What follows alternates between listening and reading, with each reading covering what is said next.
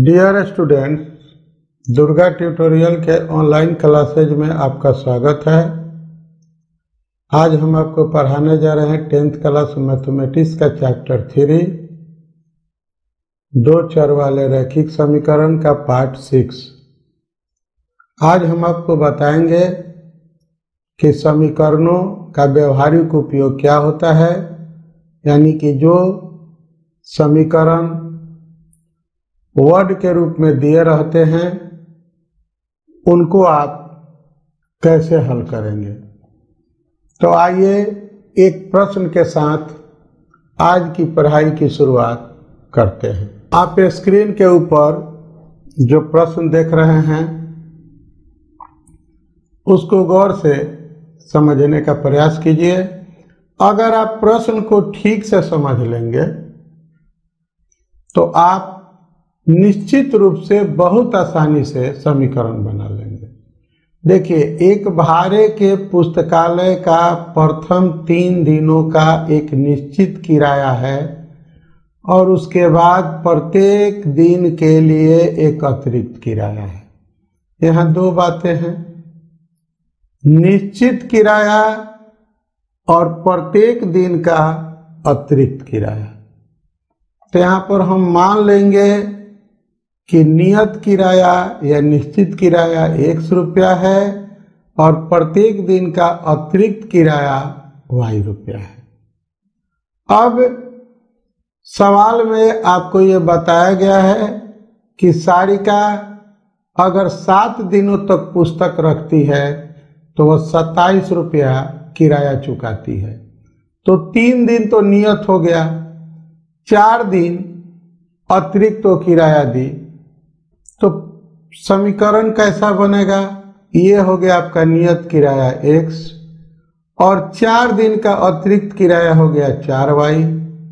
कुल रुपया दी है कितना? 27।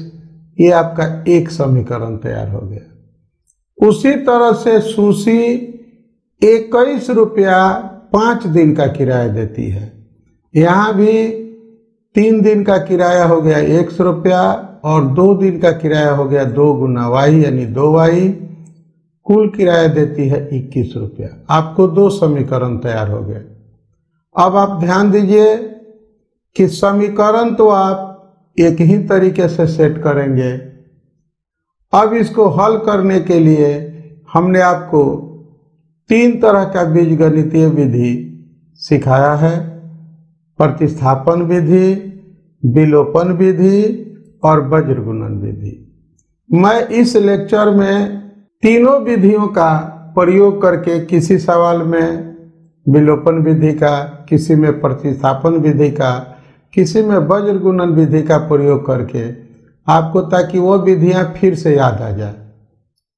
अगर आप इस वीडियो को पहली बार देख रहे हैं तो मैं पहले समीकरणों को हल करना सिखा चुका हूं, या आपको दिक्कत होती है इस चैप्टर को समझने में, इस पार्ट को समझने में, तो आप पिछले वीडियो को एक बार फिर से देख लीजिएगा, आपकी समस्या दूर हो जाएगी। तो ये देखिए 2 समीकरण तैयार हुए। अब ऊपर भी x नजर आ रहा है, नीचे भी x नजर आ रहा है। समीकरण 1 में से 2 को घटा देंगे। तो ये देखिए, ये घटाएंगे तो x जो है हमारा विलुप्त हो जाएगा। x में से x घटाएंगे 0 होगा, 4y में से 2y घटाएंगे 2y होगा और 27 में से 21 घटाएंगे, ये आपका बच जाएगा 6। तो 2y बराबर हो गया 6, तो y का मान हो गया 6/2 यानी कि 3। आपका y का मान निकल गया। समीकरण 1 में y का मान डालिए तो देखिए x + 4y है, तो क्या हो जाएगा? x + 4 गुना 3 बराबर 27। x बराबर कितना हो जाएगा? 27 में से आप 12 घटा लेंगे 15। तो आपको x और y दोनों का मान निकल गया। लेकिन यहाँ उत्तर आप x और y के रूप में नहीं देंगे, आप नियत किराया को x माने हैं, इसलिए नियत किराया लिखकर x का मान लिखेंगे। नियत किराया बराबर 15 रुपया और प्रत्येक अतिरिक्त दिन का किराया बराबर ₹3। इस स्टाइल से आप उत्तर लिखिएगा, वरना आप x बराबर 15 और y बराबर अगर 3 लिखते हैं तो that will A wrong process. वैसे प्रोसेस का अनुकरण आप कभी न करें। चलिए आपको एक सवाल से और मिलवाते हैं। ये कुछ अलग टाइप का सवाल है। ये अंक और संख्या पर आधारित प्रश्न है। अंक और संख्या पर आधारित प्रश्न महत्वपूर्ण प्रश्नों की श्रेणी में आते हैं, इसलिए मैं आपको एक से अधिक सवाल इस टाइप का समझाऊंगा। सवाल को देखिए। 2 अंकों वाली संख्या के अंकों का योग 9 है। संख्या के 9 गुना संख्या के अंकों को पलटने पर बनी संख्या की 2 गुनी है, संख्या ज्ञात कीजिए। ऐसे प्रश्नों में सबसे पहले हम इकाई और दहाई के अंक को x और y के रूप में मान लेते हैं। मान लीजिए कि दहाई का अंक x है और इकाई का अंक y है, तो संख्या कितनी हो जाएगी? 10x plus y। अंकों को जब पलटिएगा यानी x के जगह y और y के जगह पर x, तो आपकी संख्या हो जाएगी 10y प्लस x। अब प्रश्न आपका क्या कहता है? अंकों का योगफल 9 है, तो अंकों का योगफल कितना होता है माय डियर? x और y ही तो अंक माने हैं, तो x प्लस y बराबर हो जाएगा 9। ये हो गया आपका समीकरण 1। और दूसरा कंडीशन क्या कहता है? संख्या का 9 गुना। ये आपकी संख्या है और संख्या का 9 गुना, तो 9 से गुना कर दीजिए। अंकों को पलटने से बनी संख्या, तो अंकों को पलटने से बनी संख्या आपकी ये है 10y प्लस x। कितनी है बाबू? तो 2 गुनी। अब इसको सिंप्लीफाई कीजिए। 9 में 10x का गुना कीजिएगा, कितना होगा? 90x होगा। 9 में y का गुना कीजिएगा, 9y होगा।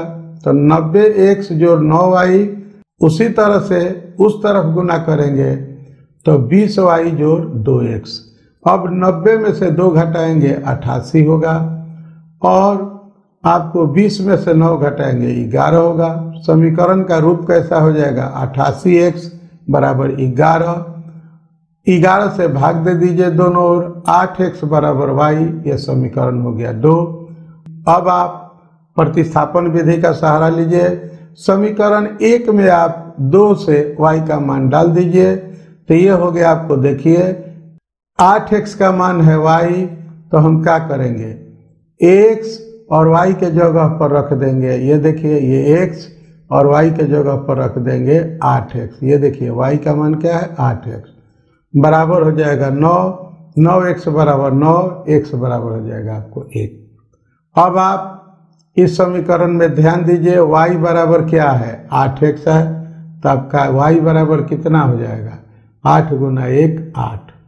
तो अब आपको y क्या है? इकाई का अंक, और x क्या है? दहाई का अंक। तो इकाई का अंक हो गया आपको 8 और दहाई का अंक हो गया 1। तो हम इधर बाएं तरफ लिख देंगे 8। ये देखिए इकाई हो गया, ये आपका दहाई हो गया। आपकी संख्या तैयार हो गई, प्राप्त हो गई। उत्तर आया 18। एक और सवाल से मुलाकात कराते हैं आपकी। 2 अंकों की एक संख्या एवं उसके अंकों को उलटने पर बनी संख्या का योग 66 है। यदि संख्या का इकाई अंक दहाई अंक से 2 कम है, संख्या ज्ञात कीजिए। देखिए बाबू, सवाल बोलता है, आपको केवल सुनना चाहिए।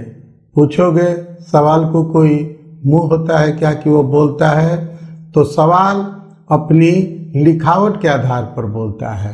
देखिए 2 अंकों की संख्या और अंकों को उलटने पर बनी संख्या, काम वही है। इकाई का अंक y, दहाई का अंक x। संख्या क्या होगी? 10x plus y। हर सवाल में संख्या ऐसे ही मिलेगी। अंकों को पलटने पर 10y प्लस x मिलेगा। प्रश्न का कंडीशन क्या बोलता है? इनका योगफल 66 यानी 66 है। दोनों को जोड़ दीजिए ना। अच्छा जोड़ रहे हैं आप। 10x प्लस y, ये आपको हो गई संख्या। ये हो गई अंकों को पलटने से संख्या। ये देखिए 10x और x 11x हो जाएगा और y और 10y मिलके 11y हो जाएगा। 11x 11y 66, 11 से भाग दे देंगे, x प्लस y का मान आ जाएगा 6। समीकरण 1 मान लीजिए। अब अगला शर्त देखिए, यदि संख्या इकाई का अंक दहाई के अंक से 2 कम है, इकाई का अंक क्या है माय डियर? y है। तो दहाई के अंक से इकाई का अंक 2 कम है, यानी कि y 1 से 2 कम है, तो x माइनस वाई क्या हो जाएगा? 2। अब देखिए दोनों समीकरणों को जोड़ दीजिए, विलोपन विधि का सहारा लेते हुए 1 और 2 को जोड़ दीजिए, तो क्या होगा माय डियर? ये आपका ये y और ये y कट जाएगा, ये x और x मिलके 2x हो जाएगा और ये 6 प्लस 2 8 हो जाएगा। 2x इज इक्वल टू 8, तो x बराबर 4 तो हो ही जाएगा ना। तो आगे बढ़ते हैं। समीकरण 1 में x का वैल्यू 4 रख देते हैं। समीकरण 1 क्या है? x plus y is equal to 6, तो आप रखिए 4 प्लस वाई 6, y का मान 6 माइनस 4, y का मान 2। अब आपको ये देखिए इकाई का अंक 2 और दहाई का अंक क्या आया है? 4। तो संख्या कितनी हो जाएगी? पहले 2 लिख लीजिए और उसके बगल में 4 लिख दीजिए, 42। ये प्रश्न भी आपका बन गया। आइए एक और प्रश्न से बात करते हैं। क्या है प्रश्न? 2 अंकों की संख्या के अंकों का योग 12 है। संख्या के अंकों को पलटने पर बनी संख्या दी हुई संख्या से 18 अधिक है। संख्या ज्ञात करना है। तो आधा तो आप सीख चुके हैं ना, तो लिखिए। माना कि दहाई का अंक x और इकाई का अंक y सही पकड़े हैं, तो संख्या कितना हो जाएगा? 10x plus y। अंकों को पलटने पर बनी संख्या क्या हो जाएगी? 10y plus x। प्रश्न से क्या हो जाएगा? x प्लस y क्या है? अंकों का योग 12 है, 12 लिख दीजिए। और कहता है कि अंकों के पलटने पर बनी संख्या दी हुई संख्या से 18 अधिक है। तो ये देखिए अंकों को पलटने से बनी हुई संख्या है 10y प्लस x और ये दी हुई संख्या है 10x प्लस y, इससे 18 अधिक है, इसमें 18 जोड़ दिए। अब हम इसको सिंप्लीफाई करेंगे। ये देखिए आपका इधर क्या है? 10x है और इधर x है। 10x में से x आया और ये y में से 10y घटेगा और ये इधर आकर माइनस 18 हो जाएगा। मिला क्या आपको? 9x minus 9y minus 18। 9 common ले लीजिए, x minus y minus 18, x minus y बराबर माइनस 2 आया। अब दोनों समीकरण को आप जोड़िए, जोड़ेंगे तो क्या मिलेगा? y कट जाएगा, 2x बराबर 10, x का मान हो जाएगा 5। समीकरण 1 में x का मान रख दीजिए, 5 जोड़ y 12 हो गया, y का मान 7 हो गया। अब आपको संख्या कितनी हो गई? इकाई का अंक 7 है, दहाई का अंक 5 है, संख्या हो गई 57। यह संख्या प्राप्त करने के बाद आइए स्क्रीन पर एक और सवाल आपका इंतजार कर रहा है। आइए मिलते हैं। 2 अंकों की एक संख्या अपने अंकों के योग के 6 गुने से 4 अधिक है। यदि संख्या में से 18 घटा लिया जाए तो संख्या के अंक पलट जाते हैं। संख्या ज्ञात कीजिए। माना कि दहाई का अंक x, इकाई का अंक y, संख्या 10x प्लस y, अंकों को पलटने पर बनी संख्या 10y प्लस x। प्रश्न क्या कहता है? 10x प्लस y, यानी कि जो संख्या है वह अंकों के योगफल के 6 गुने से 4 अधिक है। तो ये देखिए अंकों का योगफल कितना है? x प्लस y है, इसमें 6 का गुना कर दिए, 4 जोड़ दिए। अब देखिए 10x plus y, 6x plus 6y plus 4, 10x minus 6x, y minus 6y, 4x minus 5y is equal to 4। समीकरण 1 हो गया। अगला शर्त क्या है कि संख्या में से अगर हम 18 घटा लें तो संख्या पलट जाती है। तो संख्या क्या है? 10x प्लस वाई है। इसमें से 18 माइनस कर दीजिएगा, संख्या पलट गई। अब इसको सिंप्लीफाई कीजिए। 10x minus x plus y minus 10y 18, 9x 9y 18, x minus y 2। अब देखिए इन समीकरणों को हल करना है। तो आइए समीकरण 2 में 4 का गुना करके समीकरण 1 में घटाएंगे तो क्या स्थिति आएगी? ये देखिए, ये plus 4x minus 4x cut जाएगा और ये आपको माइनस वाई बराबर माइनस 4 आ जाएगा, वाई बराबर 4 हो जाएगा। अब हम समीकरण 2 में y का मान रख देंगे, x का मान निकल जाएगा, x माइनस 4 बराबर 2 हुआ, x का मान 6 हो गया। अब संख्या कितनी हो गई? इकाई का अंक 4 और दहाई का अंक 6, संख्या हो गई 64। यह भी सवाल आपका सॉल्व हो गया। आगे बढ़िए। अब हम कुछ अलग टाइप का सवाल सीखेंगे। अब हम उम्र की बात करेंगे। उम्र पर आधारित प्रश्न पूछे जाते हैं। देखिए, मैं अलग अलग टाइप के प्रश्नों को संग्रह करके आपको एक साथ बता रहा हूं। आपके बुक में अलग अलग प्रश्नावली में हल के साथ ये सब प्रश्न दिए रहते हैं। आइए स्क्रीन के ऊपर जो प्रश्न नजर आ रहा है इस पर विचार कीजिए। आज से 5 वर्ष बाद जैकब की उम्र उसके बेटे की उम्र की 3 गुनी होगी। 5 वर्ष पहले जैकब की उम्र उसके पुत्र की उम्र की 7 गुनी थी। उनके वर्तमान उम्र क्या है? तो मान लीजिए कि जैकब की वर्तमान उम्र आप x मान लीजिए, पुत्र की वर्तमान आयु y मान लीजिए। आज से 5 वर्ष बाद क्या स्थिति आएगी? जैकब की आयु में 5 जोड़ दीजिए, पुत्र की आयु में भी 5 जोड़ दीजिए। तो x प्लस 5y प्रश्न के अनुसार कहता है कि आज से 5 वर्ष बाद जैकब की उम्र उसके बेटे की उम्र की 3 गुनी होगी, यानी कि बेटे की उम्र में 3 का गुना कर दीजिए। तो जैकब का उम्र है x प्लस 5 और बेटे का है y प्लस 5, तो y प्लस 5 में 3 का गुना कर दीजिए। x प्लस 5 हो गया 3y प्लस 15, x में से 3y घटाइए 10 हो जाएगा। अब आइए कैसे हो जाएगा समझ लीजिए। ये x है और ये 3y है, इधर आया तो x घटा 3y हो गया। और ये 15 है, ये प्लस 5 है, इधर आके घटेगा 15 में से 5 तो 10 बच जाएगा। आपको x बराबर ऐसे भी लिख सकते हैं 10 प्लस 3y, ये समीकरण 1 मान लीजिए। आइए प्रश्न के सेकंड कंडीशन पर विचार करते हैं, यानी कि आज से 5 वर्ष पूर्व की स्थिति पर।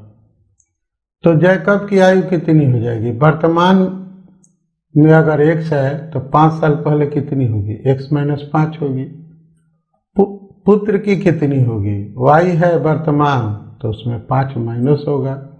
अब प्रश्न का शर्त क्या है कि 5 वर्ष पहले जैकब की उम्र उसके पुत्र की उम्र की 7 गुनी थी, यानी कि जैकब के उम्र पुत्र के उम्र में 7 से गुना करेंगे तो प्राप्त हो गया, यानी x माइनस 5 बराबर हो जाएगा 7 गुना y माइनस 5। अब हम सिंपली गुना करेंगे दाएं तरफ 7y माइनस 35, x यहाँ पर ये देखिए। अब हम करेंगे ये चीज कि समीकरण 1 से यहाँ ध्यान दीजिए, x का मान क्या है? 10 जोड़ 3y है, तो यहाँ पर हम x के मान को रख दिए। ये देखिए x माइनस 5 बराबर रख दिए 10 जोड़ 3y, और ये 7y को ऐसे ही रहने दिए और माइनस 35 कर दिए। चूंकि लंबा प्रश्न है इसीलिए यहाँ पर हम आसान करने के लिए जल्दी आपसे हल हो जाएगा। अब हम देखिए, आप 10 में से 5 जाएगा 5 बजेगा, इस 7y को हम लोग इधर लाएंगे। ये देखिए 3y प्लस 5, ये 10 में से 5 घटा तो ये हुआ 5, 7y माइनस 35। अब आप क्या करेंगे? 3y में से 7y को घटाएंगे, इस 5 को इधर लाएंगे तो क्या हो जाएगा? माइनस 4y बराबर माइनस 40, y बराबर -40 बटा -4 10। समीकरण 1 में y का मान रखेंगे, x बराबर 10 जो 3 गुना 10 40 हो जाएगा। अतः जैकब की वर्तमान आयु 40 वर्ष होगी, उसके पुत्र की वर्तमान आयु 10 वर्ष होगी। ये आपका प्रश्न हल हो गया। यानी कि उम्र पर आधारित यह प्रश्न है। इस टाइप का भी प्रश्न आपसे पूछा जाता है। आइए इसी टाइप का एक और प्रश्न पर विचार करते हैं। प्रश्न आपके सामने है, स्क्रीन पर नजर आ रहा है। 5 वर्ष पूर्व नूरी की आयु सोनू के आयु की 3 गुनी थी। 10 वर्ष पश्चात नूरी की आयु सोनू की आयु की दुगनी हो जाएगी। नूरी और सोनू की आयु ज्ञात कीजिए। तरीका वही है लगभग। मान लीजिए कि नूरी की आयु x है, सोनू की आयु y है। 5 वर्ष पूर्व क्या स्थिति होगी? नूरी की आयु x - 5, सोनू की आयु y - 5। तो क्या कह रहा है प्रश्न? 5 वर्ष पूर्व नूरी की आयु सोनू के आयु की 3 गुनी थी। तो यहाँ पर आप क्या करेंगे? x घटाव 5 बराबर 3 गुना y घटाव 5। तब हम क्या लिखेंगे?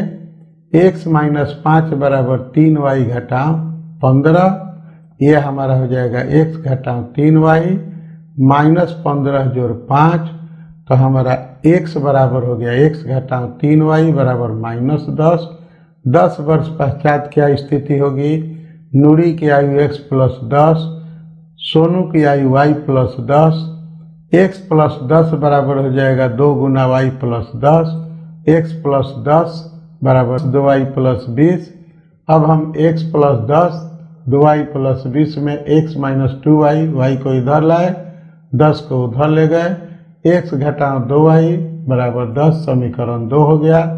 अब ये देखिए दोनों समीकरण में आपको x है, इसलिए हम घटा देंगे विलोपन विधि से। ये देखिए दोनों में x है, ये x कट जाएगा। ये 3y में से 2y घटेगा, y बचेगा। और ये देखिए +10 और ये 10 मिलकर 20 हो जाएगा। तो y बराबर आपका हो जाएगा 20। समीकरण 2 में y का मान रख देंगे। समीकरण 2 कहाँ है? देखिए आपके सामने है। x घटाव 2y बराबर 10 है। तो यहाँ पर क्या करेंगे? ये देखिए x घटाव 2 गुना 20 बराबर 10, x घटाव 40 बराबर 10, x बराबर 10 जोड़ 40 50। नूरी की आयु 50 वर्ष, सोनू की आयु 20 वर्ष। यह प्रश्न आपका हल हो गया। आंसर आप इसी ढंग से लिखेंगे ऊपर नीचे करके। नूरी की आयु 50 वर्ष, सोनू की आयु 20 वर्ष। चलिए मिलते हैं, एक और प्रश्न की बात करते हैं। पिता की उम्र आज से 5 साल पहले पुत्र की उम्र की 3 गुनी थी और आज से 5 वर्ष बाद 2 गुनी हो जाएगी। पिता और पुत्र की उम्र बताइए। यहाँ पर एक गौर कीजिएगा, एक सवाल को इस टाइप के बनाइएगा, फिर दूसरा सवाल अपने मन से बनाने का प्रयास कीजिएगा। बनाने के बाद आप आंसर मिलाइएगा। आंसर आपका अगर गड़बड़ होता है तो आप इस वीडियो को देखकर फिर से बनाने का प्रयास कीजिएगा। तो आइए आगे बढ़ते हैं। मान लीजिए पिता की उम्र x, पुत्र की उम्र y। आज से 5 साल पहले पिता की उम्र x - 5, पुत्र की उम्र y - 5। तो क्या थी? सवाल के अनुसार 3 गुनी थी। तो पुत्र में 3 का गुना करेंगे। पुत्र के उम्र में x - 5 3y - 15, x - 3y - 15 जोड़ 5, x - 3y - 10। समीकरण 1 प्राप्त हुआ। हम इसको इसलिए तेजी में समझा रहे हैं कि आपको पीछे बहुत विस्तार से ऐसे प्रश्न को समझा चुके हैं। आज से 5 साल बाद क्या होगा? पिता की उम्र x + 5, पुत्र की उम्र y + 5।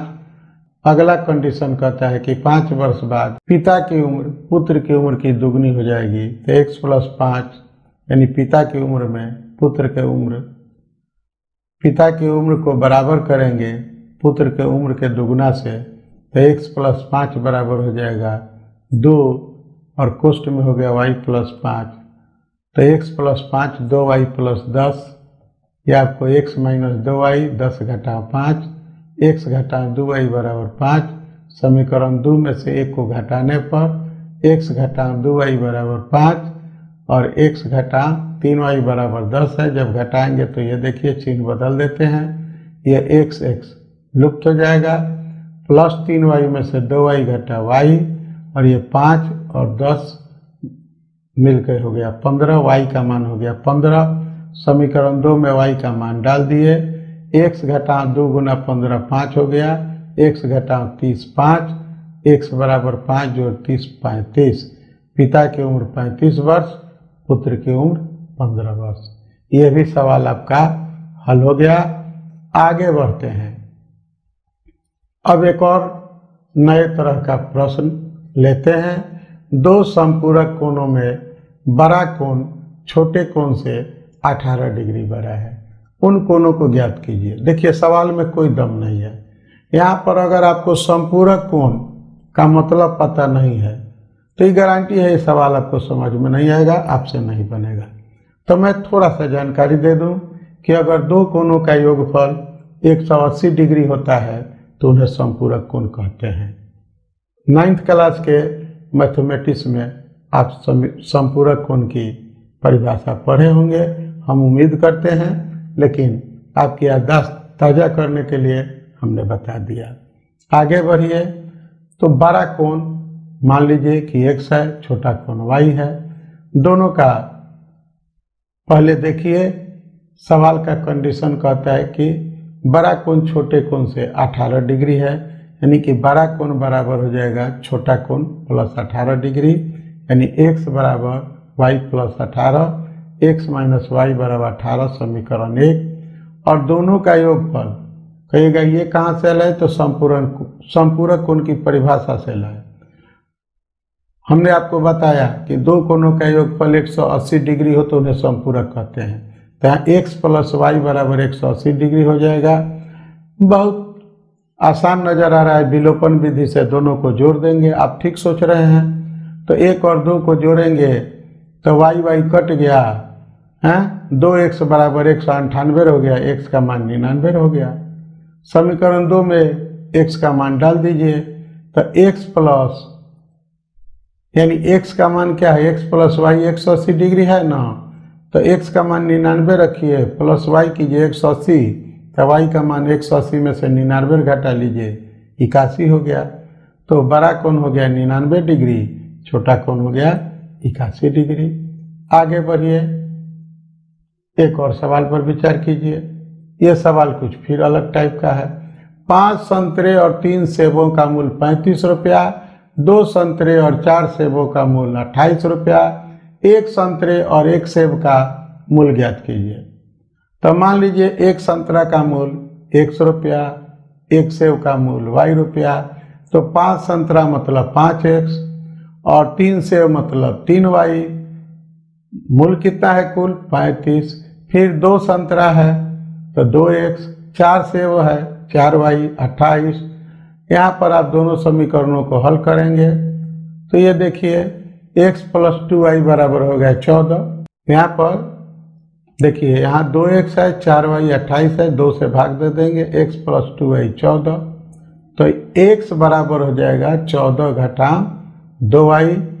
हम यहाँ पर इसको y के रूप में x का मान कर देंगे, समीकरण 1 में डाल देंगे।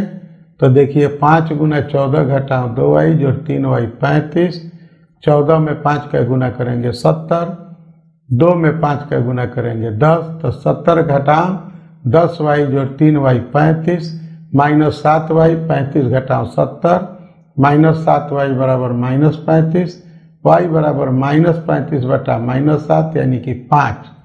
आपको y का मान निकल गया। आप समीकरण 2 में y का मान डाल दीजिए। x का मान 14 घटाओ 2 गुना 5 यानी 14 घटाओ 10 4 हो गया। 1 संतरे का मूल्य 4 रुपया हुआ और 1 सेब का मूल्य 5 रुपया हुआ। इस तरह से आपका यह प्रश्न हल हो गया। अब एक और नए प्रश्न नए टाइप के प्रश्न पर विचार करेंगे। इसको अंश और हर पर आधारित प्रश्न हम लोग कहते हैं।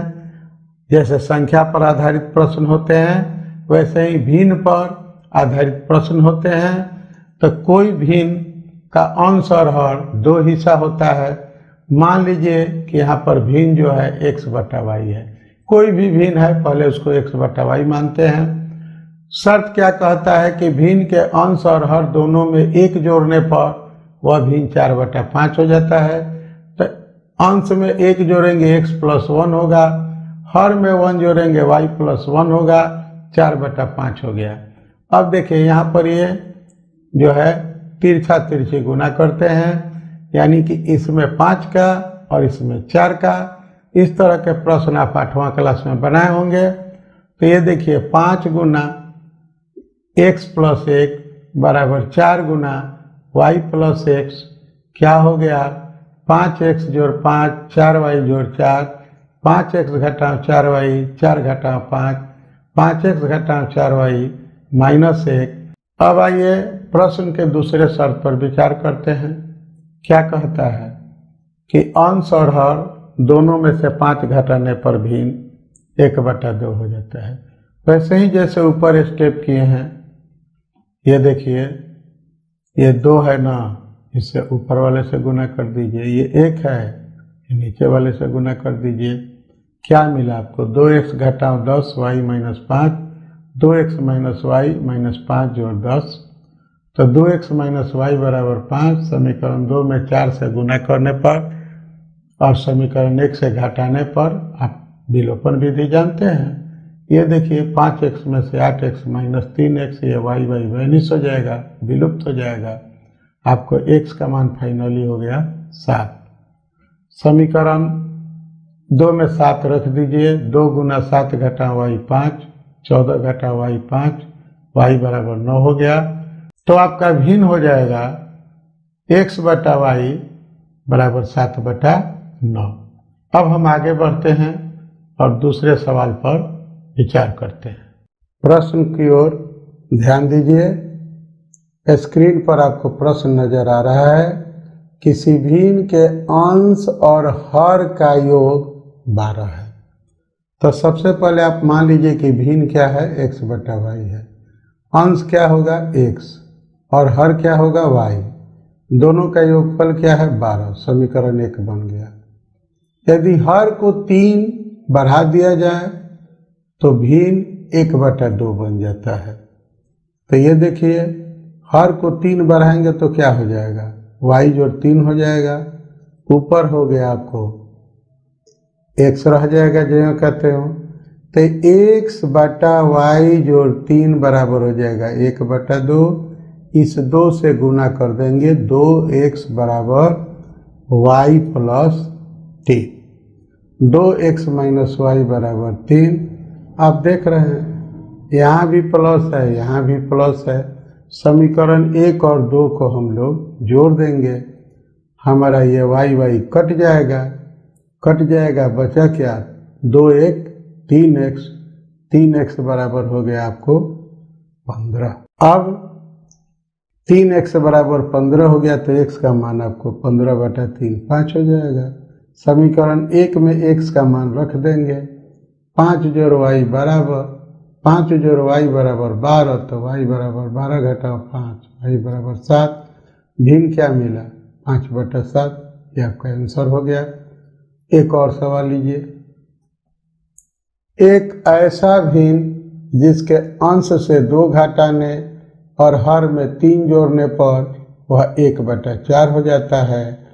तो आप वही काम करेंगे, भिन्न को x बटा y माने, अंश से 2 घटाए, हर में 3 जोड़ दिए, x घटाओ 2 बटा y जोड़ 3 बराबर 1/4। जैसा बताए हैं ये यहाँ 4 से गुना और यहाँ 1 से गुना, मिला क्या 4 गुना x घटाओ 2 बराबर y + 3, 4x घटाओ 8 बराबर y + 3, 4x घटाओ y बराबर 3 जोड़ 8, 4x घटाओ y बराबर 11। तो अंश में 6 जोड़ने पर और हर को 3 से गुना करने पर। दूसरा कंडीशन पर अब विचार करेंगे। तो x में 6 जोड़ दिए, y में 3 का गुना कर दिए, फिर एक हमको समीकरण प्राप्त हो जाएगा और दोनों पक्षों में 3 से यहाँ भाग दे देंगे। x घटाओ 2y बराबर -6। समीकरण 1 में 4 से गुना करके 2 में से घटाएंगे, ये देखिए तो आपको ये क्या मिलेगा, x कट जाएगा, 7y बराबर 35, y बराबर 35/7, यानी y का मान 5। समीकरण 1 में y का मान 5 रख दीजिए। 4x - 5 बराबर 11 है, तो 4x बराबर 11 जोड़ 5, 4x बराबर 16, x बराबर 4, तो भिन्न कितना हो गया, 4/5। आगे बढ़ते हैं। अब ये आपको दूरी चाल पर आधारित प्रश्न भी पूछे जाते हैं, बहुत कम पूछे जाते हैं लेकिन पूछे जाते हैं। ऋषभ धारा के अनुकूल 2 घंटे में 20 किलोमीटर नाव चला सकता है और धारा के प्रतिकूल 2 घंटे में 4 किलोमीटर नाव चला सकता है। उसका स्थिर जल में नाव चलाने की चाल और धारा की चाल ज्ञात करें। तो ये देखिए, मान लीजिए कि स्थिर जल में नाव की चाल x है, धारा की चाल y है। धारा के अनुकूल चाल, जब धारा के अनुकूल चाल होता है तो धारा का चाल नाव की चाल में जोड़ दिया जाता है। तो धारा के अनुकूल चाल हो गया x + y, प्रतिकूल हो गया x - y। धारा के अनुकूल जाने में लगने वाला समय 2 घंटा है, तो सूत्र क्या हो गया, दूरी बटा चाल बराबर समय। तो 20/x + y 2 है, तो आपको x + y 20/2 यानी कि 10 हो जाएगा। ये समीकरण 1 मान लीजिए। धारा के प्रतिकूल जाने में लगा समय 2 घंटा है, तो वही सूत्र, दूरी बटा चाल बराबर समय, तो 4/x - y 2 होगा। x - y का मान 4/2, x - y 2 हो गया। दोनों समीकरणों को अगर हम जोड़ देंगे तो y कट जाएगा, आपको x का मान 2x बराबर 12 हो जाएगा, x का मान 6 निकल जाएगा। 1 में डाल देंगे x बराबर 4, तो 6 जोड़ y बराबर 10, y बराबर 4। स्थिर जल में नाव की चाल 6 किलोमीटर प्रति घंटा और धारा की चाल 4 किलोमीटर प्रति घंटा। यह प्रश्न भी आपका हल हुआ। मिलते हैं अगले सवाल से, वो भी इसी टाइप का है। एक नाव 10 घंटे में धारा के प्रतिकूल 30 किलोमीटर तथा धारा के अनुकूल 44 किलोमीटर जाता है। यह नाव 13 घंटों में धारा के प्रतिकूल 40 किलोमीटर और धारा के अनुकूल 55 किलोमीटर जा सकता है। धारा और नाव की चाल निकालें। तो बात वही होगी, नाव की चाल x मान लीजिए, धारा की चाल y, धारा के अनुकूल चाल x जोड़ y, प्रतिकूल x घटा y। तो धारा के अनुकूल 44 किलोमीटर जाने में लगा समय क्या है, 44/x + y हो जाएगा। और धारा के प्रतिकूल 30 किलोमीटर जाने में लगा समय क्या हो जाएगा, 30/x - y हो जाएगा। तो प्रश्न क्या कहता है, 30/x - y जो 44/x + y बराबर 10। पहला कंडीशन है कि 10 घंटा में 30 किलोमीटर धारा के प्रतिकूल और 44 किलोमीटर अनुकूल जाता है। ये देखिए, धारा के प्रतिकूल 30 किलोमीटर जाने में लगने वाला समय क्या हो जाएगा, 30/x - y। तो ये आपको समीकरण क्या मिलेगा, 30/x - y जो 44/x + y बराबर 10। आपको जब हम विलोपन विधि पढ़ा रहे थे तो बता रहे थे कि ऐसे प्रश्नों के लिए नीचे वाला जो है, जैसे 1/x - y है और 1/x + y है, इसको u और v मान लेते हैं और यहाँ पर इस 10 को इधर लाए तो ये 30u जो 44v - 10 बराबर 0 हो गया, जहाँ u बराबर 1/x - y और v बराबर 1/x + y। इसी प्रकार दूसरे शर्त के अनुसार 44u जो 55v - 13 बराबर 0 हो जाएगा अब यहाँ ध्यान दीजिए, चूंकि पहले से ही गुणा का मान अधिक है, इसलिए हम गुणा करके विलोपन विधि से इसको नहीं घटाएंगे, हम वज्र गुणन विधि का सहारा लेंगे। तो कैसे बनाएंगे, देखिए वज्र गुणन विधि आपको सिखाए हैं। u बटा 44 माइनस 13 बराबर -55 गुना -10। आपको अगर कठिनाई हो रही हो इस प्रश्न को यहाँ समझने में, तो आप एक बार हमारा वज्र गुणन विधि से जो समीकरण हल करना सिखाए हैं उस वीडियो को फिर से देख लीजिए, आप बना लेंगे। तो वज्र गुणन विधि से हम इसको लिखेंगे और हमको ये एक u और v का मान ज्ञात हो जाएगा। अब हम u बराबर 1/x माइनस वाई है, तो 1/x माइनस वाई बराबर 1/5 हो जाएगा। x माइनस वाई बराबर हो गया 5, v बराबर हो गया 1/x plus y, x plus y हो गया 11। समीकरण 1 और 2 को हम लोग जोड़ देंगे, ये देखिए 2 x 16 मिलेगा, x का मान 8 हो जाएगा। उसी तरह समीकरण अब हम 4 में x बराबर 3 रख देंगे, 3 जोड़ वाई 11 होगा, y बराबर 11 घटा 8 3 हो गया। स्थिर जल में नाव की चाल 8 किलोमीटर प्रति घंटा, धारा की चाल 3 किलोमीटर प्रति घंटा प्राप्त हो गई। इसी के साथ हमारा आज का ये वीडियो और लेक्चर दोनों समाप्त होता है। थोड़ा सा आप वज्र गुणन विधि का वीडियो देखने के बाद ही अंतिम प्रश्न को समझने का प्रयास कीजिएगा। और अब हम आपको एक नए चैप्टर के साथ मिलेंगे। वो चैप्टर होगा द्विघात समीकरण। हमारा 2 चर वाला रैखिक समीकरण यही समाप्त होता है। आपके प्रैक्टिस के लिए प्रश्न हम डाल देंगे और इसको पढ़ाने के बाद हम आपको परीक्षा के लिए महत्वपूर्ण प्रश्नों को लेकर आएंगे, objective question, short question, long question और मॉडल पेपर के साथ। तब तक के लिए थैंक यू, धन्यवाद।